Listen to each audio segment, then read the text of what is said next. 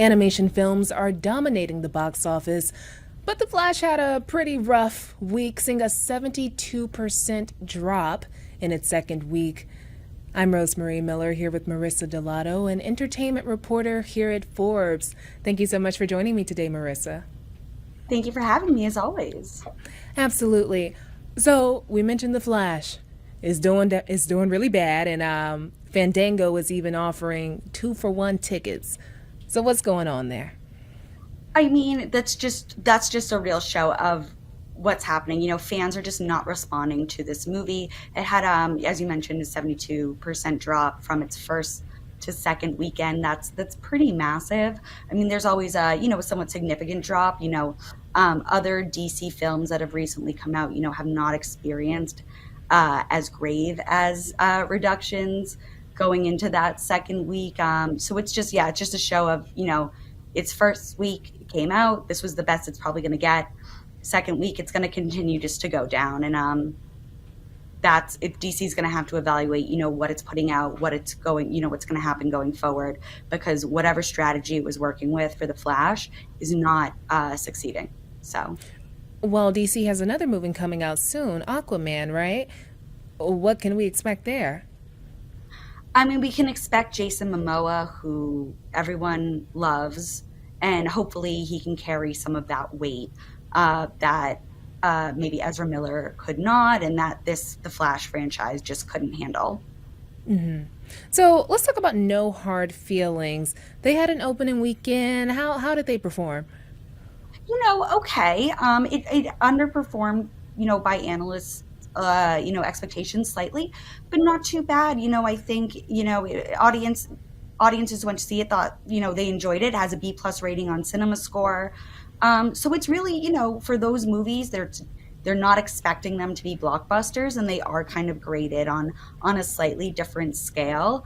But those fun, raunchy comedies you are going to see, like sometimes they really do break through. Like Cocaine Bear in the winter had great success, and so Jennifer Lawrence's beloved star, her partner in that movie was a little bit of a newcomer. Maybe that had something to do with it. Maybe it was the weather.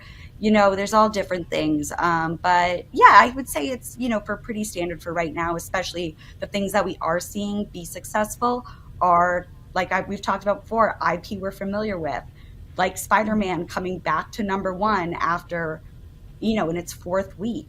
That's something that audiences are grasping with. It's hard for these side little movies going on when they're not bolstered by this huge, franchises and characters.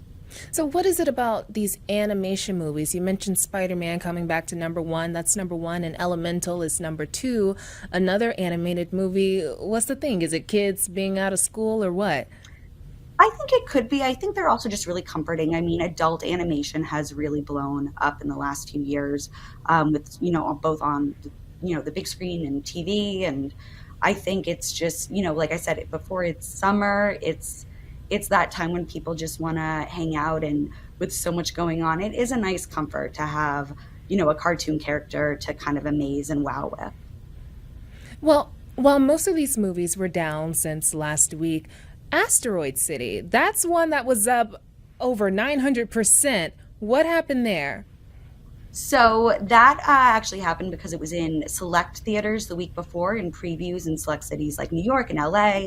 That's typical for some of these like art house movies. They'll get a teaser in cities where word of mouth will be really important, because those they're not going to be blockbusters. That's something that's really like film buffs are really going to go see, and it's important to build that excitement in communities where lots of the people in that demographic live. So when it opened to a much, more theaters this week is where you saw that huge percent gain. It's just because it was in, a ton more theaters. And, it was a very highly anticipated Wes Anderson film for people who, love Wes Anderson. They love Wes Anderson, and actually got a B on Cinema Score. And so for an indie movie, it's very exciting to see something like that really poking through at this time of year. So what can we expect this coming weekend? Next weekend, we have another characters we're familiar with. We got Indiana Jones with Harrison Ford coming back. There's some new twists in there with, someone like Phoebe Waller-Bridge in it. So it's going to be really exciting. So we'll see how that does. But it's definitely Indiana Jones's box office to lose next weekend. Great. Well, thank you so much for joining me today, Marissa. Thank you. I'll see you soon. All right.